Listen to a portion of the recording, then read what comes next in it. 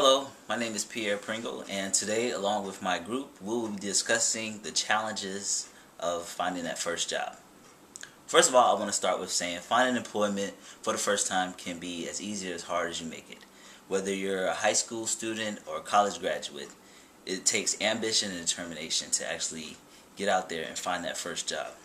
I hope you're up for the challenge. If you're not, hopefully today my group can give you a lot of pointers and a lot of information that will be useful in helping you find that first job. Did you know that being employed, that by being employed you can live a longer life?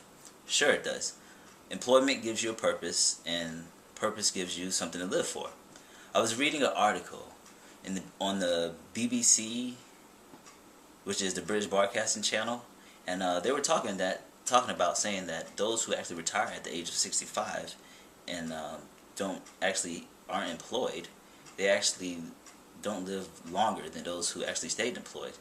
I guess it has something to do with them actually being employed, and as you get older, if your mind is, active and you're active, you actually live a little longer.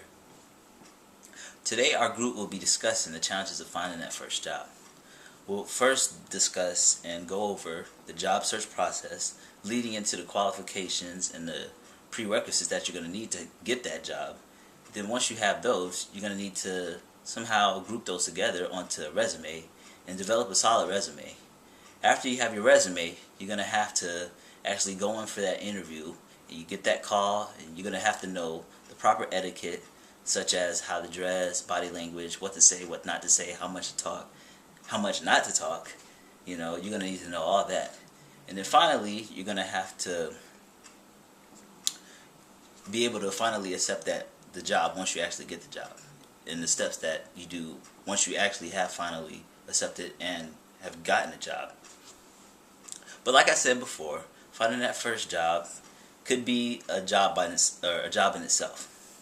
It just depends on how ambitious, how determined, how driven you are to find it and to get that job. For our first main point, we'll start with the job search process. Now, with the job search process, there are a lot of things that actually go into actually searching for a job. A lot of people think that it's easy, it's nothing to it, but it's a lot of things that go into it. First thing you want to do is set your goals. You want to know exactly what you're looking for, what kind of employment fits you, what you're interested in, what you can tolerate doing and what you can't tolerate doing if you have to have a job that you have to tolerate. You want to definitely find a job that you like to do, something that you enjoy. It's been proven that people who enjoy their work are actually better at it than those who don't like their job.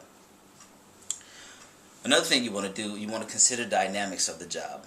You want to consider the location, you want to consider the pay, you want to consider the benefits. You definitely don't want to find yourself with a job that pays very little and you also have to, pay to drive further to get there. So location is definitely key. You want to find something that's suitable for you and something that you could definitely afford. Benefits is a big deal. You definitely want to get a job that has good benefits, or maybe you don't want a job with benefits. Maybe you want something that just pays well. But whatever your situation is, you still want to find out and make sure those dynamics, fit the bill for you. Everybody's different. Everybody wants something different.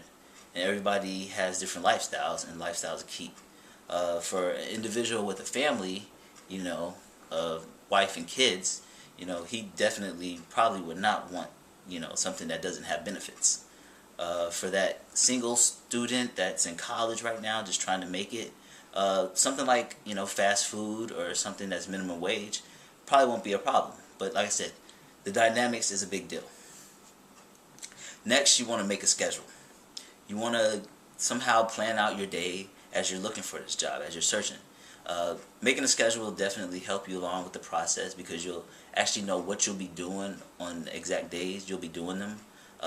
It could be something as simple as writing it down on a sticky, pasting it on the refrigerator, or getting a planner if you're, a planner type of person.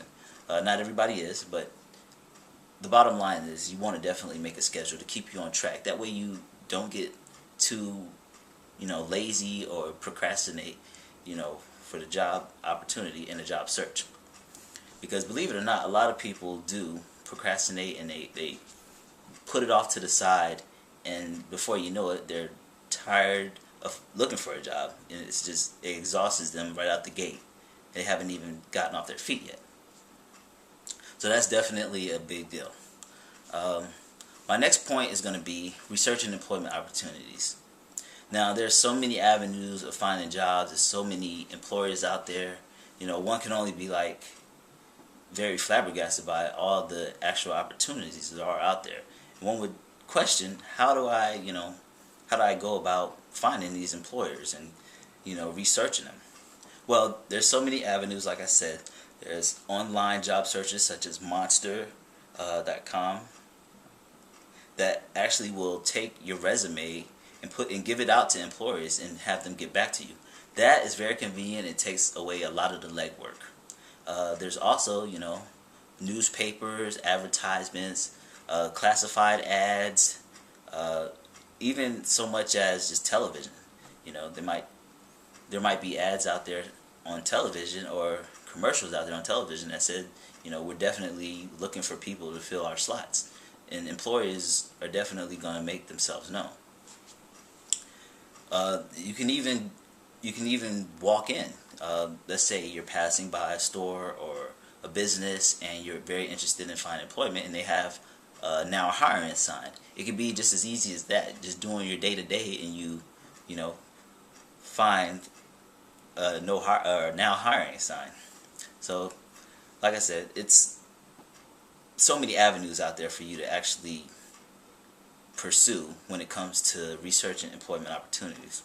Once you find that employment opportunity that you definitely want, what you want to do is find information on the employer. You definitely want to know exactly what you're getting into, what the company or the business or the employer that you're trying to find employment at is about. It would definitely look good when you actually do get called in, or if you get called in for the interview, if you know a little background information on the company. Besides impressing the employer, it's good to know information.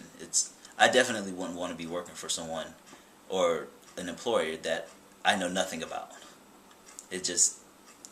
As for me, I definitely wouldn't consider it, and I think that it's very important that you find as much information about the employer, especially if you're going to be, giving them your time, your hard-earned work. It would definitely be a plus to look into it. Once you've done that, you want to research the job market. You want to make sure that you can compete in the job market. Let's say the job market is down. You're going to have a lot more people competing for the same slots. So it would be good to know information to know how the job market is doing. Now, once you got your goals and you have done your research, then you'll be ready to actually take a look at yourself and make sure you qualify for the jobs that you apply for. And that brings us to our next points discussed by Cal, the qualifications and prerequisites for the job.